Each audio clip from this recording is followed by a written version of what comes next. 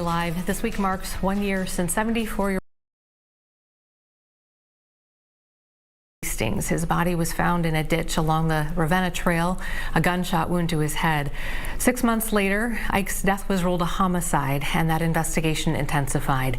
Joining me now is the lead investigator, Detective Cooper Valesano from the Washington County Sheriff's Office. Thanks for being with us today. Thank you. So it's been a year, 6 months since it was declared a homicide. Are you any closer to finding out who may have killed William Eickholt?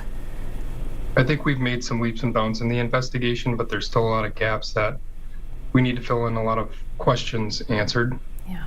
It's I'm sure, a delicate balance. Do you want to talk a little bit about, in a situation like this, there's information you can give and then there's information you can't. I mean, how do you kind of navigate that balance?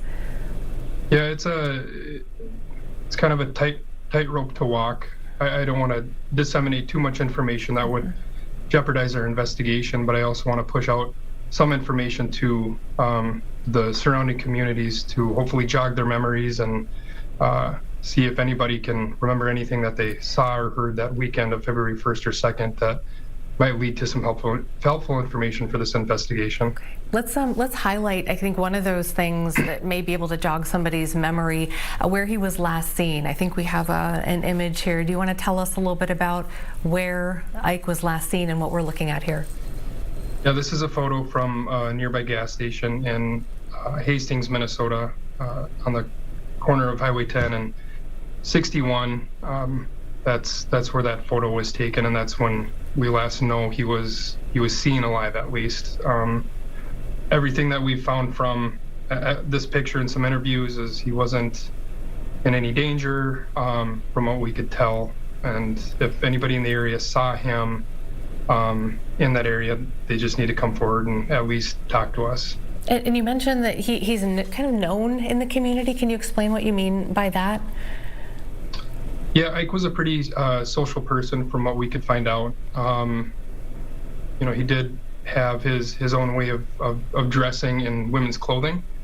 So he did stand out to some in the nearby communities. Go ahead. I didn't mean to interrupt. Go ahead. But nonetheless, just a very friendly person. Yeah, along those lines, I remember when we first were trying to figure things out a year ago, there were some, I think, friends who we interviewed who had concerns that maybe this was targeted, maybe perhaps a hate crime, as somebody who Ike was known as dressing in women's clothing. Has your investigation taken you there at all? Yeah, so far, every lead that we've chased down and the evidence that we have presented in front of us, we don't have any reason to believe at this time that this was or was not a hate crime, or that he was specifically targeted because of the way he dressed. Okay. Your office put out a video, almost like a mini documentary. It's about 6.5 minutes on your Facebook page, a timeline, several key facts, and it starts with a sheriff's deputy, I believe, from Washington County on routine patrol, sees two vehicles engulfed in a fire, I think at the end of a driveway, and we're seeing the body cam here. It's really dramatic. Approaching the cars, I think, not sure if somebody's there. This is it here. At some point, live ammo starts popping off from that scene, and so as he's going to take cover, he says his flashlight picks up, he says, 4 big pools of blood in the driveway. So walk us through, as we're trying to get more information out, exactly where this is in relation to then where you end up finding the body of Mr. Eickholt the next day. Yeah, so this is William's property. This is where he lived, I believe, for the last 6 months leading up to his death. And where he was found was about 5 miles away on Ravenna Trail on the side of the road from this property. And so he was someone, I remember at the time there were questions about whether he was homeless or because he was sometimes seen at the edge of that driveway to people who would drive by. Tell me a little bit about, I understand he was not homeless. Tell us about his situation and those vehicles at the driveway. So in the summer of 2024, his house did burn down. That was also investigated by the Washington County Sheriff's Office. As far as we know, nothing suspicious surrounding the circumstances of that house fire. But then following that, William just lived out of his 2 cars temporarily and primarily parked them at the end of his driveway. Okay, so his home, and you see this in the video, his home burned down in 2024. In the video, I think you say he didn't want any help in a rebuilding. Was there ever a cause of that fire? None so far. Okay. Are there any other pieces of, who he was, things he was a part of, organizations, groups that could help, trigger somebody's memory? Yeah, he was just a well-known member of the community from what we have come to find out just through interviews and canvassing nearby businesses. I know he stood out to a lot of people, and those that did approach him and did have a relationship with him had pretty fond memories of him. I know he was in the Navy, and he was an avid gun collector too. We know that he did attend several gun shows throughout the state.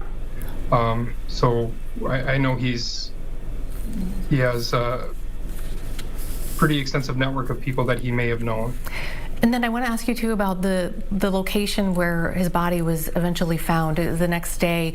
Tell me specifically what that area is, and it's my understanding it's fairly a well-traveled road that he was found near. Yeah, Ravenna Trail in Hastings, we know that is a main road to get to a nearby casino. So that's the hope too with posting this video is if somebody was on their way to the casino that night, or at least traveling that. Is that Treasure Island? Is that? Yes. Okay. Yep. If they saw something suspicious and just didn't think maybe it was worth reporting at the time, to at least come forward, call the sheriff's office tip line, which is posted on the video. And at least share that information so we can at least investigate it.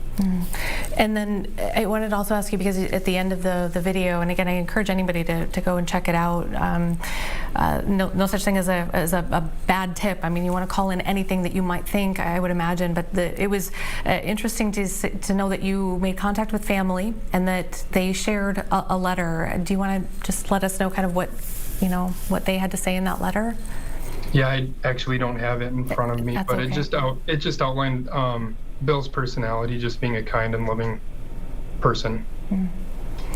And clearly somebody who, people, when you read the comments underneath the video, you can just see how many people knew of him and are concerned and really want to, for the community's sake, also find some answers here. So thank you. Appreciate it very much, Detective. And again, you can check out that video on the Washington County Facebook page. And we wish you the best of luck in trying to solve this. Thank you. You bet. All right.